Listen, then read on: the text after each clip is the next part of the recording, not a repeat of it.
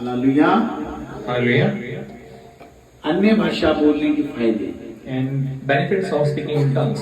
आप सोचते हो कि हम लोग अन्य भाषा बोलते हैं तो पता नहीं क्या करते हैं। And you must be thinking that what we are uttering from our mouth, the speaking in tongues word. अन्य भाषा बोलने का मतलब है कि आप परमेश्वर से बात कर रहे हो। And speaking in tongues meaning is that you are talking to God. और परमेश्वर लोगों को चंगा करते हैं। And the God is people.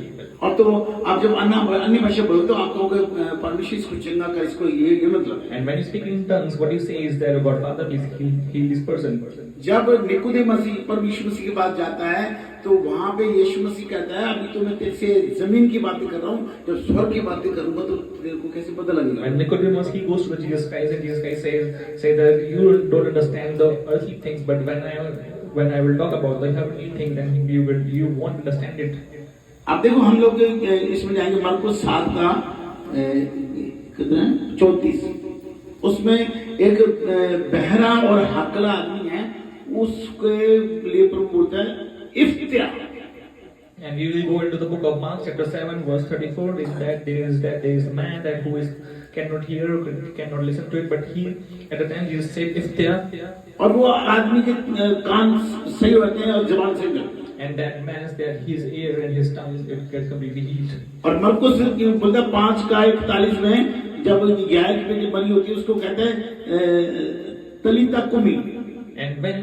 And in the book of Mark chapter 5 verse 41 when the daughter of Jairus she dies, what Jesus Christ says that at that time Talitha Kumi, वो जिंदा हो जाती है and that she gets alive. और यीशु मसीह जब क्रूस पे तो वो बोलता है एली एली शबक्तना, वो भी अपने रोग से चंगा हो जाता है और वो भी प्राण छोड़ देता है और परमेश्वर पास पहुंच जाता है। And when Jesus Christ was on the cross and at that time he said this thing in tongue that Eli Eli Shabachthani, at that time he just leaves his soul, he leaves his life and he goes to the Father. वहाँ परमेश्वर मसीह अन्य भाषा क्यों बोल रहे हैं? And there why Jesus Christ is saying in the languages and tongues.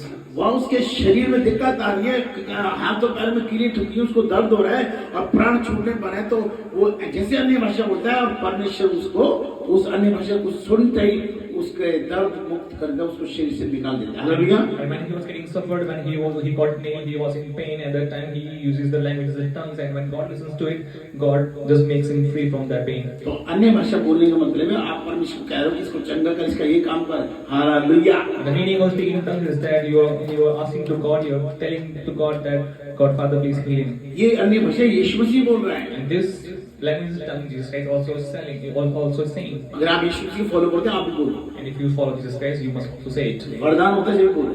And when you will have the blessing, that is when you can just say about it. Praise the Lord. Praise the Lord.